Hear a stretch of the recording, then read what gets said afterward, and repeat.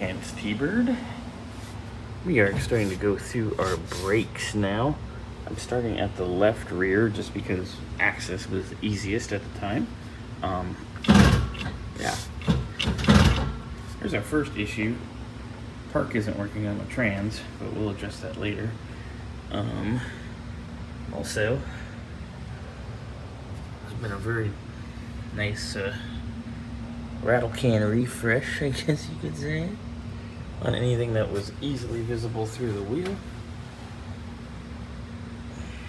And this drum should just slide off, and it doesn't. So we're gonna tap this baby off. Got the drum off. It actually slid off pretty well once we gave it a little tappa. Everything back here looks really nice. It's got new centric shoes on it. New-ish centric shoes. Springs. All the hardware's new. Well, the springs aren't, but the retainer cups and the cable's new. This side looks good. No leaks. Everything's dry. All right. Left rear check. Here we are on the left front of the car. We've got the drum off. Everything's looking really good, actually. These are all fairly new shoes. Everything's looking pretty decent. These are brand new shoes.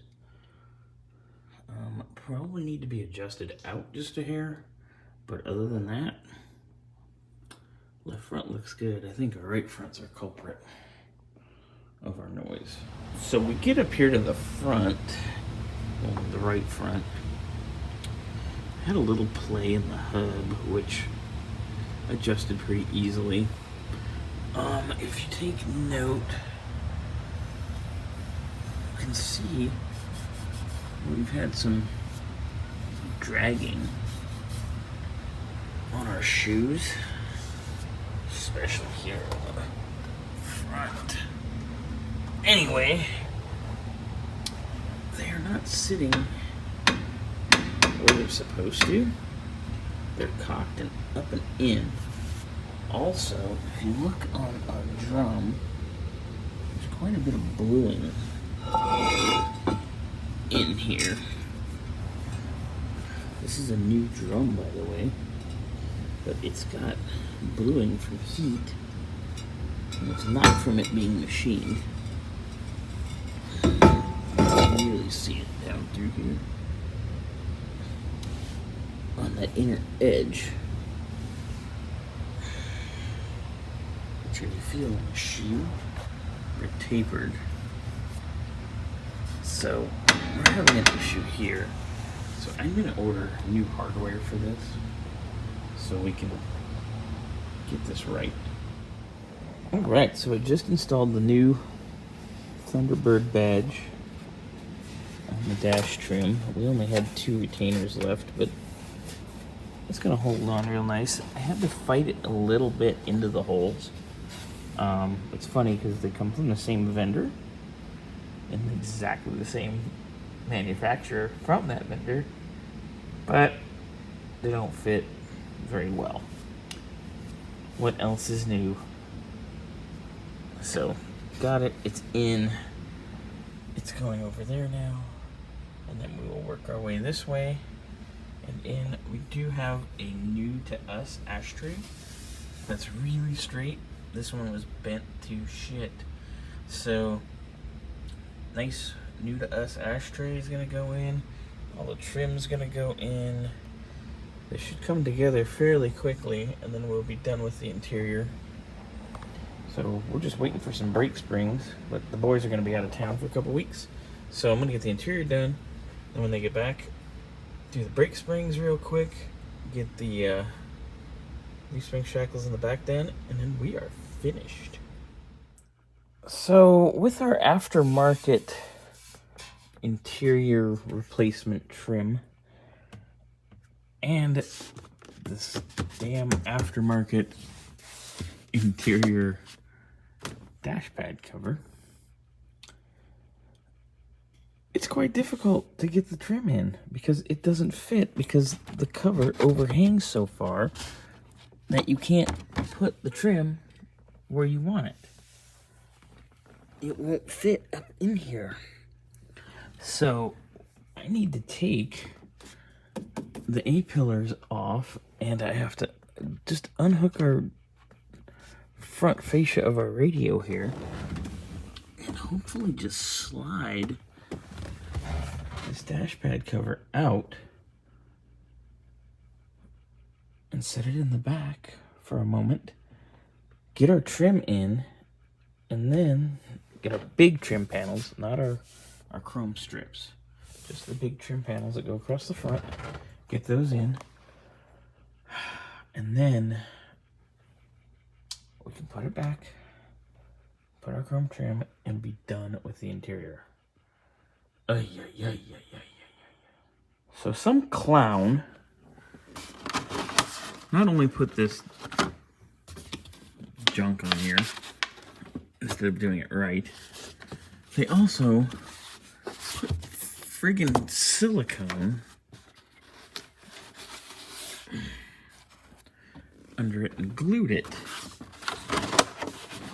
So now I'm concerned about breaking it when I have to pull it off so I can put the trim in so we can get this damn thing back together right.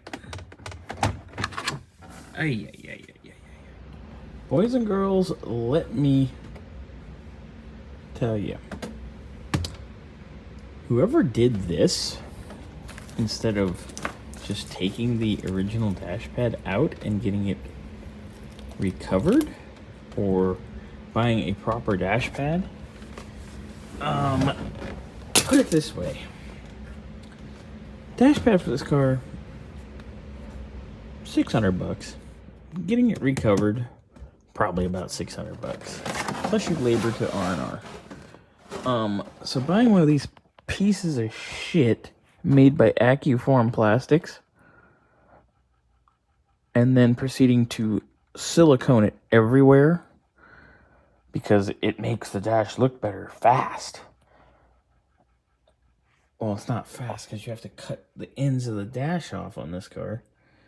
You just created a big fucking headache for Geoff and Kent, because to do their trim, this stupid overhanging piece of crap has to be removed to put the new in. The old comes out because it'll slide out. But to pop the new in, you have to pull this off. This stupid junk.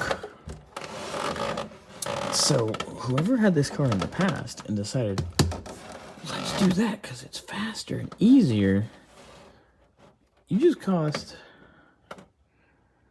Geoff and Kent the price of a new one of these, plus the price of my labor, to remove this, and then remove this, and then now I have to come back, instead of finishing the car today, in a couple weeks when the pad comes in, and put it all back in. So I'm only spending $300 plus a little bit of time. Is going to cost them probably between $1,000 to, oh, that's cute, on the perimeter and openings. They put it everywhere. So, what a fucking disaster. But yeah, you're costing them well over $1,000. And now, we may have to revisit the trim piece for in here. Oh, I don't understand. It's absolutely incredible. People would do this. What a disaster. Good Lord.